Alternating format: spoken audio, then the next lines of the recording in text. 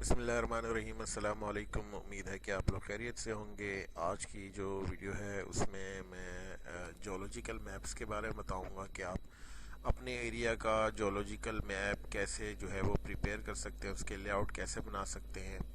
ठीक है, चलें स्टार्ट करते हैं। सबसे पहले हम क्या करेंगे, साइट को ब्राउज़ करेंगे। ठीक है,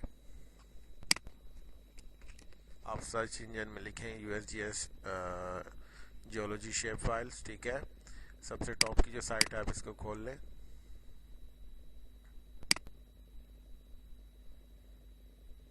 अच्छा, इसमें देखें यहाँ पे मुख्तलिफ वर्ल्ड का डाटा अवेलेबल है। ठीक है, अकॉर्डिंग टू आपका जो भी स्टडी एरिया है, आपका रीजन, ये जो भी है, आप उस एरिया से रिलेटेड आप जो है वो शेयर फाइल जो है डाउनलोड कर लें। ठीक है, फॉर एग्जांपल मैं इसमें देख लें, साउथ एशिया का डाटा भी है, south America, north America, Iran से रिलेटेड है, गल्फ ऑफ मैक्सिको। ठीक है, Soviet union, former Soviet union का है डाटा, यूरोप का है, कैरेबियन का है। ठीक है, इस तरह जो है वो बांग्लादेश का सेपरेट डाटा भी अवेलेबल है, और Asia Pacific, Arctic region, Arabian peninsula, Africa, Afghanistan, इस इनका टोटल जो है वो डाटा अवेलेबल है। शेप फाइल्स अवेलेबल हैं, मेटा डाटा है। ठीक है, डाटा की इंफॉर्मेशन है सारी इसमें। तो फॉर एग्जांपल मैं अपने कोई स्टडी एरिया से रिलेटेड जो है शेप फाइल डाउनलोड कर लेता हूँ। ठीक है, अच्छा, एक और चीज़ जो है वो ये पब्लिकेशन है इस डाटा से रिलेटेड। ठीक है, डाटा से रिलेटेड जो है पब्लिकेशन है, इसको भी हम ब्राउज़ करेंगे, क्योंकि लेआउट में जो है हमें ज़रूरत पड़ेगी इसकी, क्योंकि जब लेआउट हम क्रिएट करेंगे तो जो भी सैम्बल्स हैं वो जो है वो उसकी डिटेल जो है इस रिपोर्ट के अंदर अवेलेबल है। ठीक है, इसको भी हम ब्राउज़ कर लेते हैं। इस रिपोर्ट को जो है एज ए आप रेफरेंस यूज़ कर सकते हैं, साइटेशन कर सकते हैं अपनी जो भी आपके रिसर्च का काम है, इसमें आप जो है इसको साइट कर सकते हैं। डाटा जो है वो डाउनलोड हो गया। ठीक है, उसे मैं अपने फोल्डर में एक्सट्रैक्ट कर देता हूँ। ठीक है, इसको मैं अपने फोल्डर में फाइल एक्सट्रैक्ट कर देता हूँ।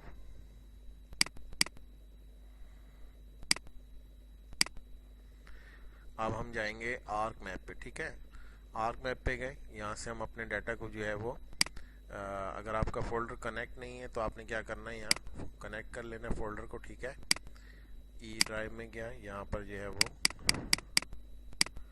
शेप फाइल के फोल्डर को कनेक्ट कर लिया। ठीक है, इसको मैं ड्रैग करके ले आता हूँ। इसमें दो है, लाइन की भी फाइल है और शेप पॉलीगॉन भी है इसमें। ठीक है, और फॉर एग्जांपल मुझे अपना कोई भी एरिया, अच्छा मैं इसका टेबल दिखा दूँ।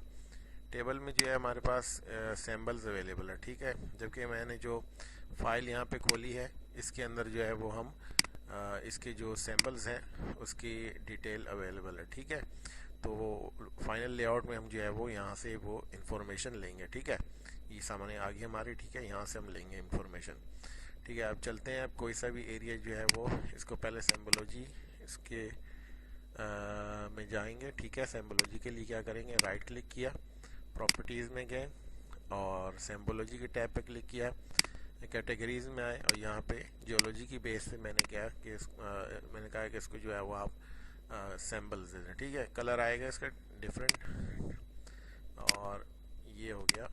ठीक है, ये जो है इसकी इंफॉर्मेशन उस PDF फाइल में अवेलेबल है, तो वहाँ से हम जो है वो इंफॉर्मेशन लास्ट में पुट करेंगे। अब मैं कोई सा भी एरिया सेलेक्ट कर लेता हूँ। फॉर एग्जांपल जो है वो मुझे एक एरिया चाहिए, तो उसके लिए क्या करना पड़ेगा, मुझे सबसे पहले मैं जाऊंगा ड्रॉ का टूल लिया। ठीक है, इसके अंदर ये रेक्टेंगल सेलेक्ट कर लिया। ठीक है, इसको मैंने सेलेक्ट किया, ये ठीक है, ये हो गया। अब यहाँ पर आएंगे, इसको क्या कन्वर्ट ग्राफिक टू फीचर पे क्लिक किया। ठीक है, अब ये मैं इसको अपने फोल्डर में जो है सेव करूँगा। ठीक है,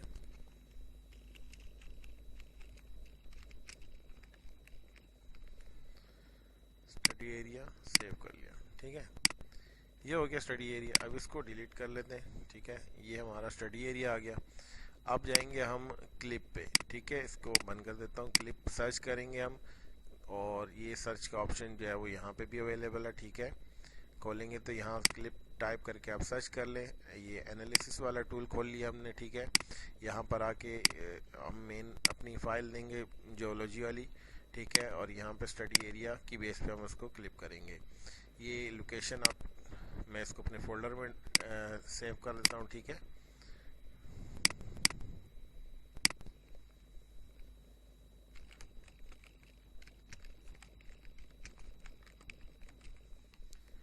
सेव किया, इसको ओके कर दिया, ठीक है। अब ये हमारे पास क्या हो गया कि हमारा एरिया जो है वो क्लिप हो गया। इसको मैं बंद कर देता हूँ, इसको भी बंद कर, ठीक है। जूम टू लेयर किया, सिंबोलॉजी पे दोबारा गए, यहाँ पर आए, ठीक है। कैटेगरीज में आए, जियोलॉजी अप्लाई किया, ठीक है। अब ये हो गया हमारा स्टडी एरिया का जियोलॉजी से रिलेटेड डाटा, ठीक है। अब आप यहाँ पे भी आ सकते हैं लेआउट के लिए, ठीक है। लेआउट में यहाँ पे भी आ सकते हैं, और यहाँ पे ये ऑप्शन दिया हो, यहाँ पे भी आप आ सकते हैं, ठीक है। लेआउट व्यू में आ गए, ठीक है। ऐसे हमारे पास जो है वो डाटा आ गया। अब हमने इसमें मैप एलिमेंट डालना है, यानी कि टाइटल, स्केल बार और लेजेंड कैसे इसमें आएगा, और लेजेंड के साथ हमने पीडीएफ से इंफॉर्मेशन ला के डालनी है इसमें, ठीक है। तो अब इसको थोड़ा सा मैं जूम कर दूँ, ठीक है। इसको थोड़ा सा छोटा कर लेते हैं।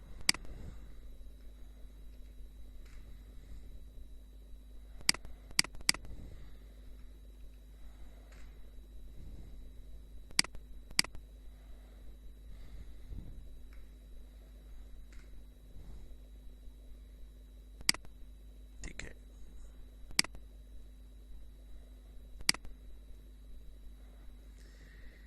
अच्छा यहाँ क्या, अब क्या करना है हमने इसमें, इसके अंदर हम डालेंगे लेजेंड और बाकी जो इन्फॉर्मेशन होगी है मैप एलिमेंट की, ठीक है। मैप एलिमेंट्स में हम सबसे पहले नॉर्थ एरो डाल देते हैं, ठीक है। ओके किया, थोड़ा सा इसको साइज बड़ा कर दिया इसका, ठीक है। चाहे तो यहाँ डाल दे इसको, ठीक है। स्केल आएगा इसके अंदर, ठीक है। स्केल यहाँ पे डालेंगे, और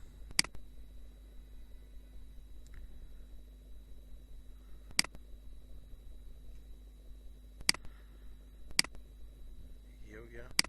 स्केल को थोड़ा सेट कर देते हैं, डबल क्लिक किया इसके ऊपर, यहाँ पे आके ये number of division, sub division, अब मैं अपने हिसाब से जो है विड्थ दे रहा हूँ उसको, ठीक है। मैंने ऐसे कहा कि 40 के हिसाब से, 40 किलोमीटर के हिसाब से आप बनाएं,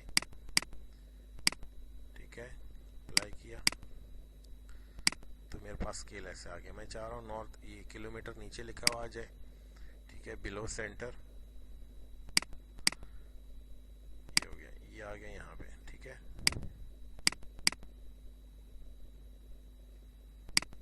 ये हो गया। अब यहाँ पे हम डालेंगे लेजेंड। लेजेंड में हमने क्या करना है, यहाँ से ले लेनी है, अच्छा ये हो गया। सॉरी, बैक पे आएंगे, यहाँ पे नंबर ऑफ रॉस कॉलम, ठीक है। नंबर ऑफ कॉलम मैंने कर दिया यहाँ पे 4। चेक कर लेते हैं कैसे आएगा, ठीक है। ऐसे आएगा, ठीक है। नहीं, इसको हम, चलो इसको फिनिश करते हैं। यहाँ पे ये ऐसे डिटेल आ गई, ठीक है। अब इसको क्या करना है, इसके अंदर हमने सारी इन्फॉर्मेशन पुट करनी है, यहाँ से लेनी है, ठीक है। इसको मैं जूम कर लेता हूँ,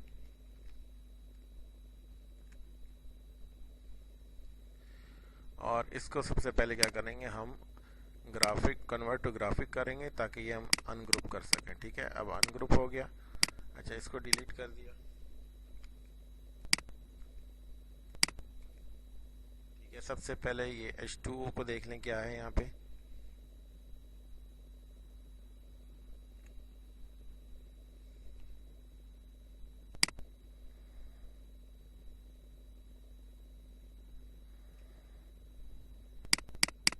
ठीक है। वाटर है, और उसके बाद क्या है, KS,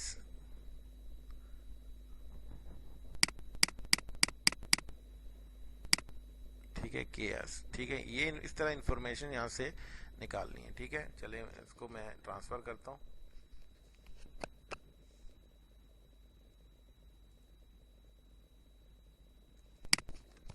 इसको मजीद जो है वो अभी हमें अनग्रुप करना है,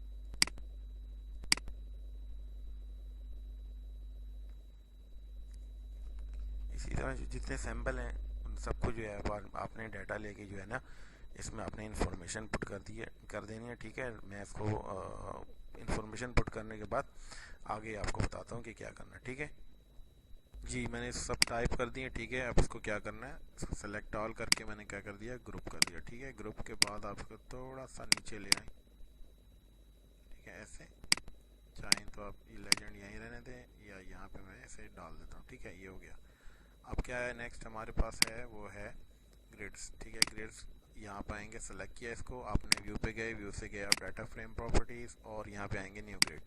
न्यू ग्रिड में हमें ग्रेटिक्यूल सेलेक्ट किया हुआ, ठीक है। और उसके इसमें जो है टॉप वाला ऑप्शन लिया हमने, नेक्स्ट किया। नेक्स्ट के बाद हमने यहाँ पे हमें जो है वो सिर्फ लेबल चाहिए, ठीक है। लिए इंटरवल्स बाद में हम सेलेक्ट करेंगे कैसे करना है, ठीक है। पहले इसको हम फिनिश करते हैं, ठीक है।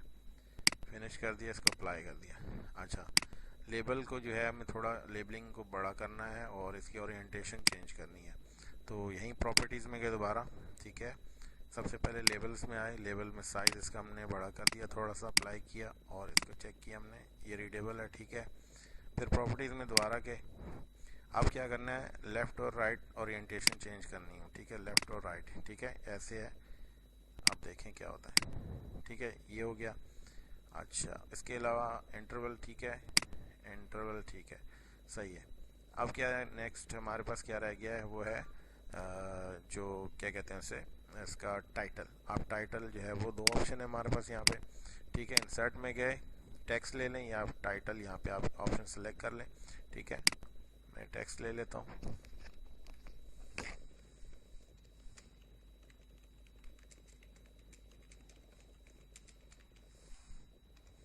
ठीक है। अच्छा, ये हो गया। अब ये है वो यहाँ पर आए, इसको आपने क्या किया, डबल क्लिक किया और इसका साइज़ और जो भी आपने स्टाइल चेंज करना है कर सकते हैं, ठीक है। इसका साइज़ बड़ा कर देते हैं, बोल्ड कर दिया, ओके, अप्लाई, ठीक है। थोड़ा सा छोटा कर देते हैं,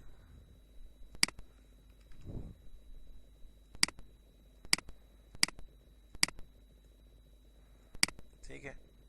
ये हो गया आपका जियोलॉजिकल मैप का फाइनल लेआउट, ठीक है। तो इस तरह जो है वो आप अपने स्टडी एरिया का डाटा डाउनलोड करके उससे इन्फॉर्मेशन ले सकते हैं। थोड़ी सी मेहनत ये करनी पड़ेगी आपको कि पीडीएफ फाइल से इन्फॉर्मेशन लेनी पड़ेगी, ठीक है। तो और इसके बाद क्या है, नेक्स्ट स्टेप क्या है कि आपने इसको जो है वो एक्सपोर्ट कर लेना है, ठीक है। अब डिपेंड करता है आप कितने डीपीआई में करना चाह रहे हैं, वो आप पे है। ऑप्शन अवेलेबल है हमारे पास, ठीक है। तो इसके लिए जो है मैं इसको चले यहाँ से आपको इसको कन्वर्ट कर देता हूँ, अपने फोल्डर में इसको सेव करता हूँ, ठीक है।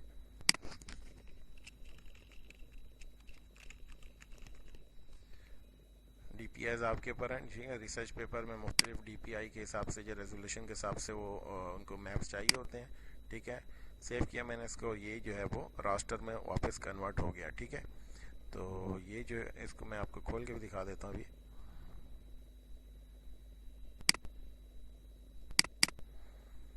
ठीक है। ये कन्वर्ट हो गया और ये हमारा फाइनल मैप जो है वो रेडी हो गया, ठीक है। तो उम्मीद है कि आपको समझ आ गई होगी कि कैसे जो है वो डाटा को डाउनलोड करना है और अपने मतलब का जो भी स्टडी एरिया आपका, उसका डाटा शेप फाइल डाउनलोड करने के बाद उसमें से अपने एक्सट्रैक्ट कैसे करना है अपने स्टडी एरिया की जियोलॉजी को और मैप आउट कैसे करना है, ठीक है। चलें, उम्मीद है कि आपको समझ आ गई होगी कि कैसे काम करना है। नेक्स्ट वीडियो के लिए इजाज़त दीजिएगा। अस्सलाम वालेकुम वरहमतुल्लाहि वबरकातुहू।